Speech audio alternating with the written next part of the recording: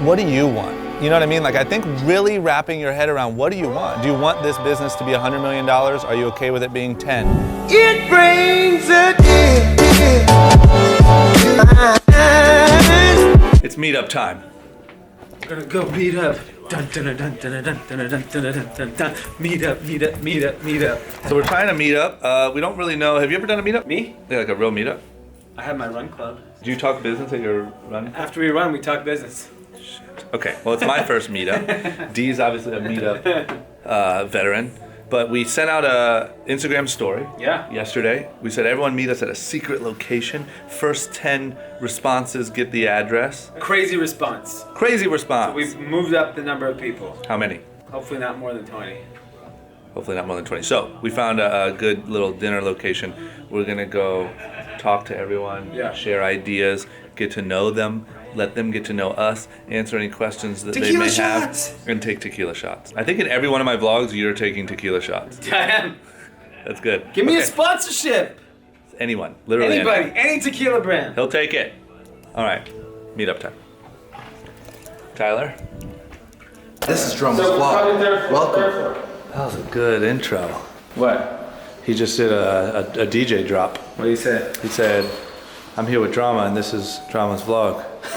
Like and subscribe. Like and subscribe. Like and subscribe. Like, subscribe. It's my breakdancing.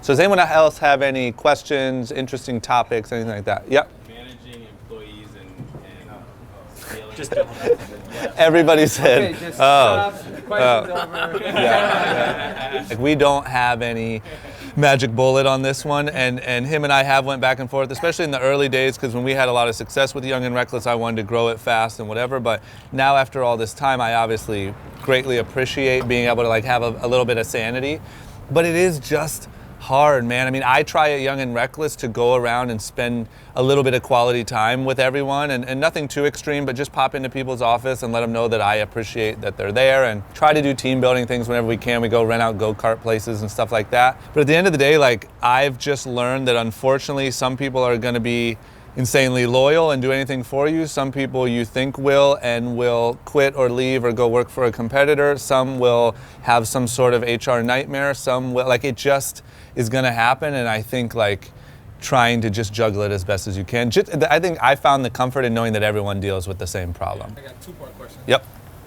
How do y'all deal with like you know, in the beginning or now, like how do you deal with like the unknown? Like, do you fear it? Do you embrace it? And I want to know like good pop-up shop like insight, like locations, you know, because we just did a pop-up in Venice not too long ago, and you know, we didn't know that we wasn't supposed to sell clothes on Venice Boardwalk until we got there.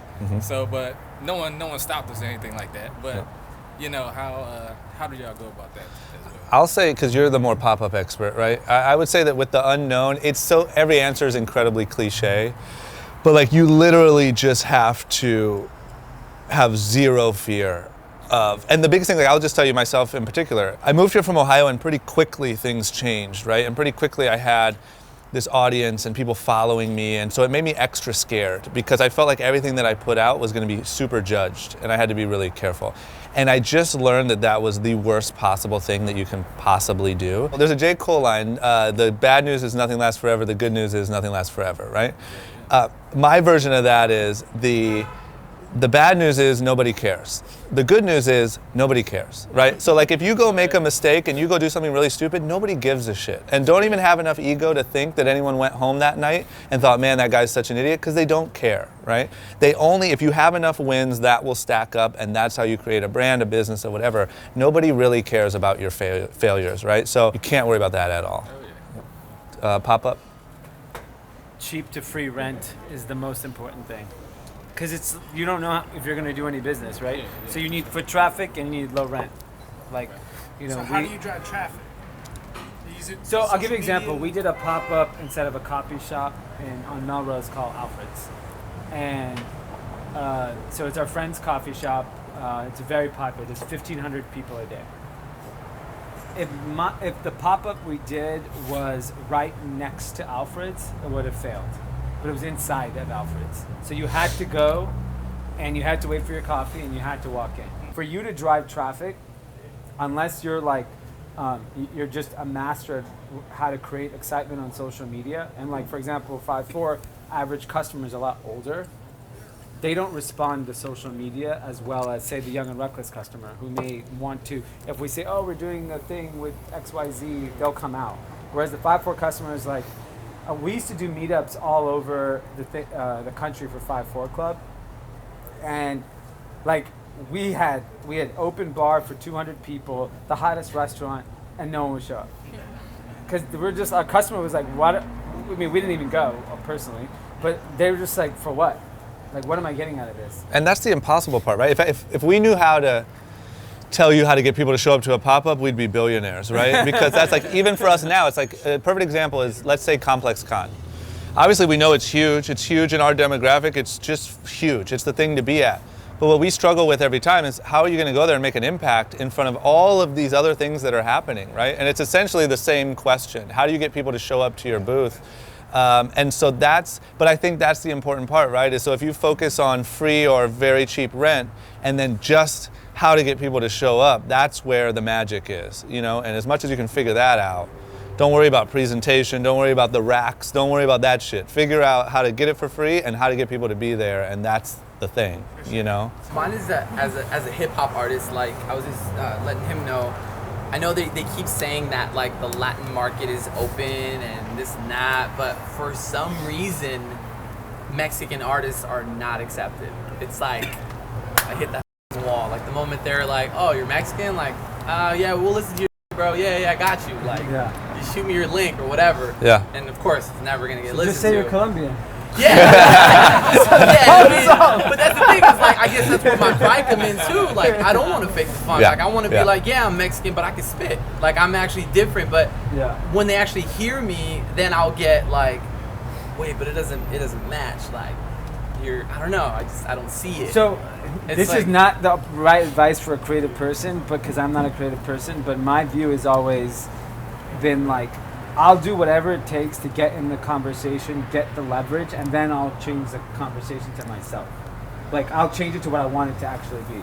But if you need to get in the door first, like if you can't get in the door, then you're not in a position to share the message that you actually want to share. Here's what I would say too is, your worst nightmare, one thing you can't let happen, is to start to believe that because you're Mexican you don't have a shot, right? No, Number one, don't ever let that happen. Number two, every rapper or anyone, once again, not to be too cliche, that was ever new was told that there's no space for them, right? Skinny jean rappers with colored hair. I mean, Tekashi 6ix9ine is like the hottest person in the world, and he has rainbow fucking hair, right? So normal thing about him. exactly, and I guarantee you that there are A&Rs, that there are A&Rs at labels right now looking for kids with rainbow hair, because as soon as you become the hot one, now that's what everyone wants, right? So that's just how the world works, and I think that you should sort of find some comfort in knowing that everyone feels exactly how you feel until they make it. And then my next question would be, are you doing everything in your power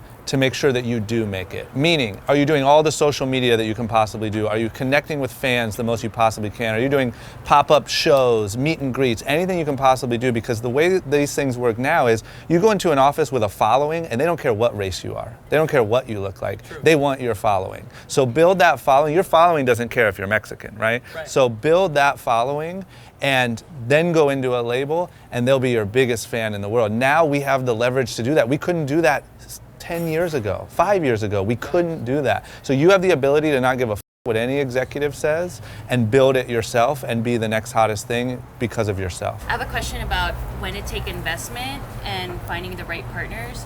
I'm a little bit over a year into business, and then like 6 months into it, somebody offered me partnership, and I kind of really needed the money.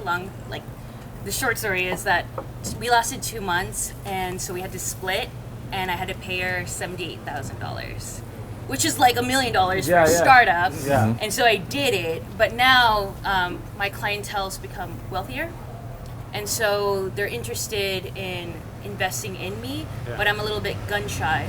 So like every couple of months they take me out into fancy dinners, and then they'll just say like, how much money do you want?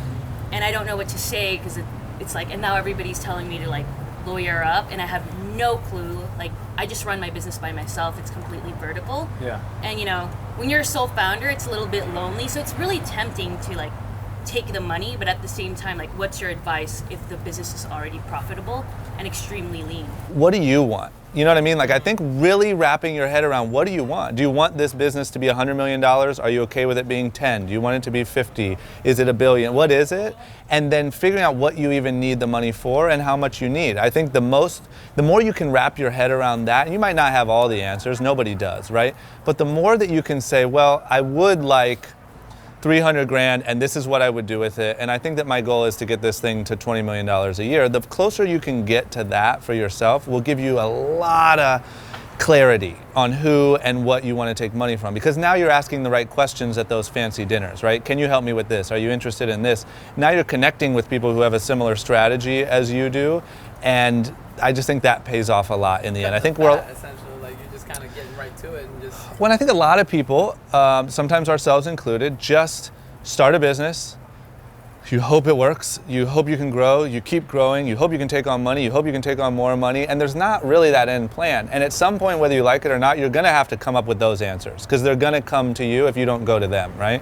So I think that the sooner you can wrap your head around what you even want and why you want it, it'll help you align with like-minded people a little bit more and take the money for the right reasons and the right amount of money for the right reasons. You talk about kind of getting the balance between the hustle, grind. If you're not working 24/7, somebody's beating you. Yeah. But also, like, we're also humans that have to enjoy ourselves. I feel like entrepreneurs get too caught up in, like, you can't enjoy yourself because you're always stressing about something. Yeah. And how you guys found that balance? Yeah, What do you have? I personally hate the like work thing. I think that it's like, number one, unhealthy. It's just blatantly unhealthy. And it's also like a fraction of the true message, right? Like I always say, like, there's construction workers that work harder than all of us here, right? That are up drilling at 5 a.m. Like, work is not the thing. It's like being more strategic about it and knowing how to recharge and strategize and use all of these tools, that we just maybe weren't taught growing up. For me, I try to schedule my entire day. I try to put a calendar notification for everything in my entire day, including breaks, including Instagram breaks. I have a reminder on my phone to every night at 10 p.m. to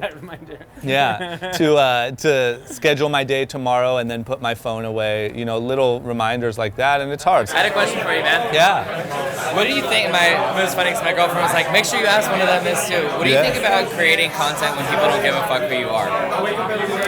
Like, I always feel like people are like, film yourself, make your stuff, like, preach your message, preach your story, but like, this is what I think. No one cares who you are. It's kind of like, who are you talking to? I agree, but what I think is like nobody cares until they do care. You know what I'm saying? So like, there's no way, if you ever want people to care, the only way is to do it first and then let them come, right? It's like if you build it, they will come thing. There's no other way to get an audience without first looking really awkward and being really uncomfortable and just doing shit, right? And trust me, bro, it's so uncomfortable for all of us, and pointing a camera at yourself, it seems so dumb. Yeah, for sure. But it's literally, how old are you? 27. So we're just in the age bracket where like we're just old enough that it feels really goofy to us. Totally. For young people, it's just normal. Yeah, like they're so used to it. Like they don't even look at it as weird. It's just like a way of life. You know what I mean? But what I would say is, it's gonna suck. It almost feels like you're like, I'm so much cooler than I am. Oh Listen my to me. God, You know it's what I the mean? worst, I'm bro. like, And I have a following, and I have blah, blah, blah.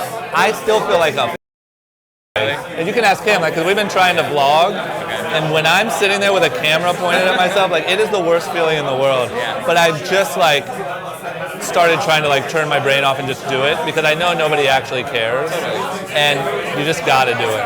And what I've learned, like, for instance, like, through doing the podcast, I learned that, like, I thought I knew what I was doing, and I thought I could just have a good conversation and make a podcast, but I really was pretty shitty. And it was only from doing it 100 times. Like after you start running through the motions, you start criticizing yourself, you start feeling what feels right and what feels wrong, and naturally you just get better. So when the day comes that you do have an audience, you know what you're doing by that point, because you've already went through all the like stupid shit when you had no audience. All right, we did it. I'm shocked at how good the first meetup was. A lot of people, a lot of really smart people, a lot of good conversation. Lots more meetups coming. Thank you guys for watching, and thank you to those of you who showed up. If you like that vlog and you want to see more like it, make sure you hit that like button and the subscribe button below.